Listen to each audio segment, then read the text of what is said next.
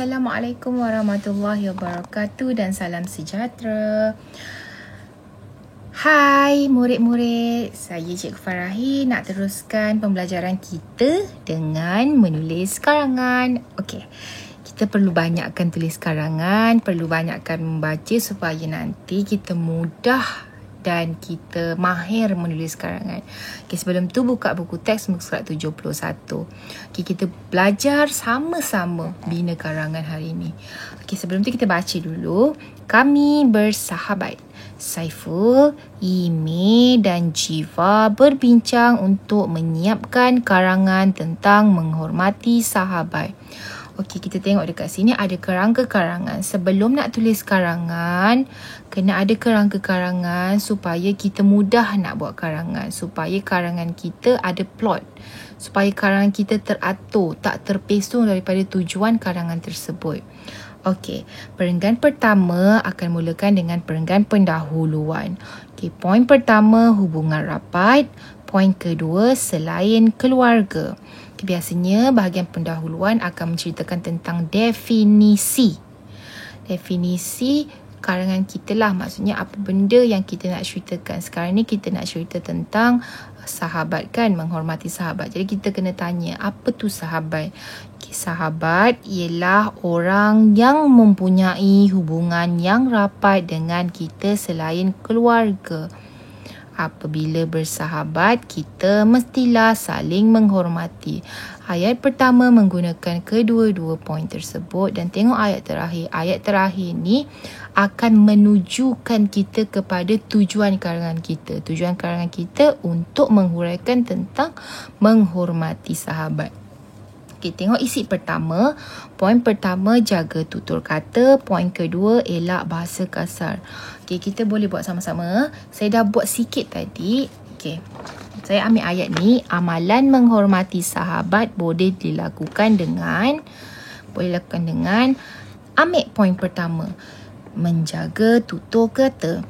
Amalan menghormati sahabat boleh dilakukan dengan menjaga tutur kata. Okay, macam mana kita nak jaga tutur kata kita? Tengok poin kedua. Elak bahasa kasar. Inilah cara untuk kita jaga tutur kata kita. Kita perlulah mengelak bahasa kasar dalam pertuturan kita. Kenapa kita kena elakkan bahasa kasar? Supaya, sambung tadi, supaya, tak ada nokta ya.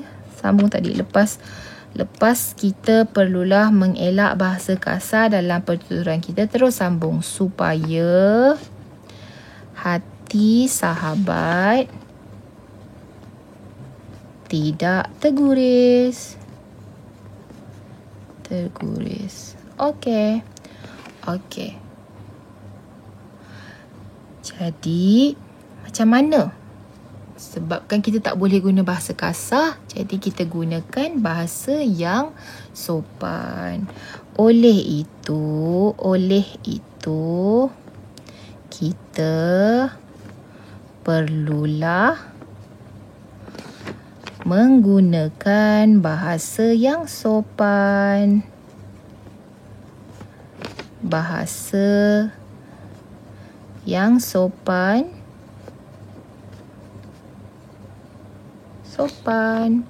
ketika bertutur. Okey, dah siap. 3 ayat sahaja. 3 ayat dalam satu karangan. Dah cukup dah. Okey, kita tengok isi yang ketiga pula. Isi kedua untuk perenggan yang ketiga. Isi yang kedua tak ada isi, tapi ada dekat belah bawah. Saling membantu dan ikhlas.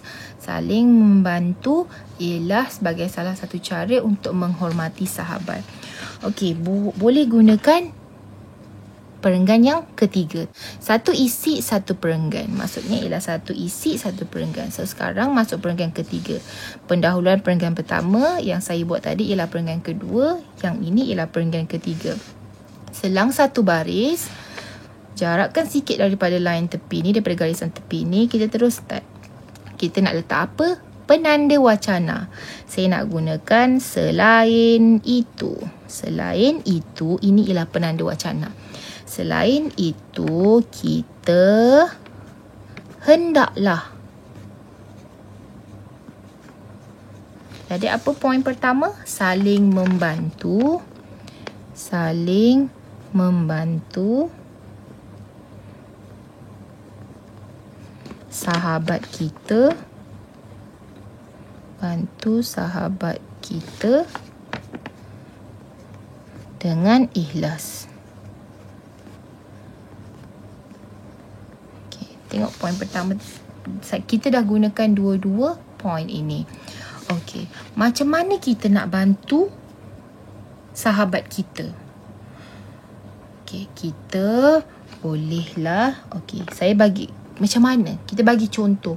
Macam mana kita nak tolong dia? Okey. Biasanya dalam kelas mesti ada kawan kita yang tak faham dengan apa yang kita belajar kan? Okey, so kita boleh buat seterusnya sebagai contoh. Sebagai contoh, kita bolehlah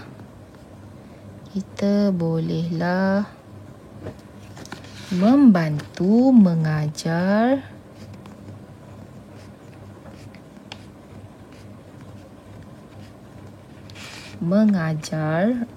sahabat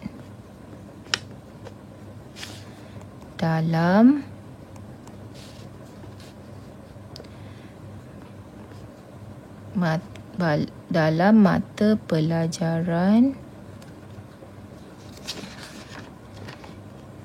yang dia lemah ataupun yang dia tidak faham. Maafkan saya, lemah. Yang dia lemah. Okey. Okey. Dalam satu perenggan sekurang-kurangnya saya nak ajar kamu semua buat sekurang-kurangnya ada 3 ayat dalam satu perenggan. Okey, sekarang ada 2 ayat. Nak tambah lagi 1 ayat, kita boleh cakap kesan daripada bantuan kita tu apa. Okey, kita boleh cakap, jadi sahabat kita pasti gembira dengan bantuan kita.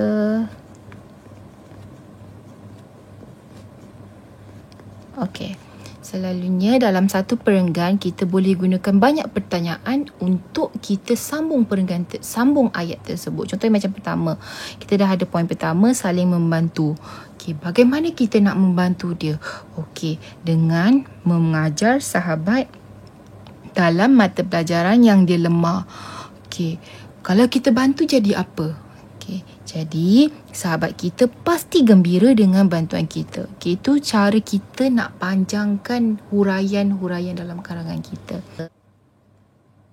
Okey, untuk perenggan yang seterusnya menggunakan isi yang ketiga. Isi ketiga kita tengok bawah ni. Poin pertama ialah mengambil berat. Poin kedua ialah berkongsi masalah. Okey, kita teruskan perenggan ke berapa? 1, 2, 3, 4. Okey, perenggan keempat. Okey, kita boleh gunakan penanda wacana baru. Nak gunakan seterusnya boleh. Di samping itu boleh. Saya nak gunakan seterusnya.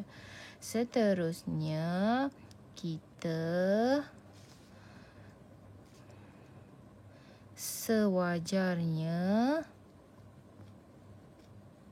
apa tadi kena buat? Mengambil berat. Mengambil berat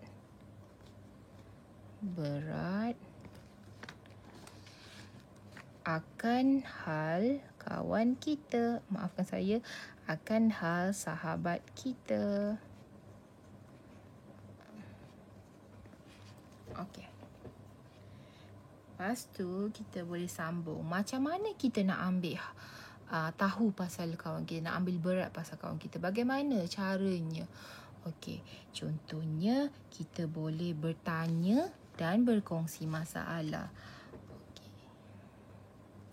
Kita bolehlah bertanya dan berkongsi masalah.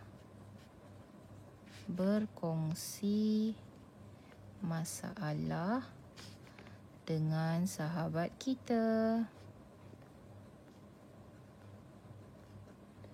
Okey. Sekarang ni kita dah gunakan kedua-dua poin yang diberikan ni. Mengambil berat, berkongsi masalah. Okey, jadi kita dah ada 2 ayat yang dah gunakan poin tersebut. Dah guna mengambil berat, dah gunakan berkongsi masalah. Saya nak awak semua mesti belajar untuk tulis 3 ayat dalam satu perenggan.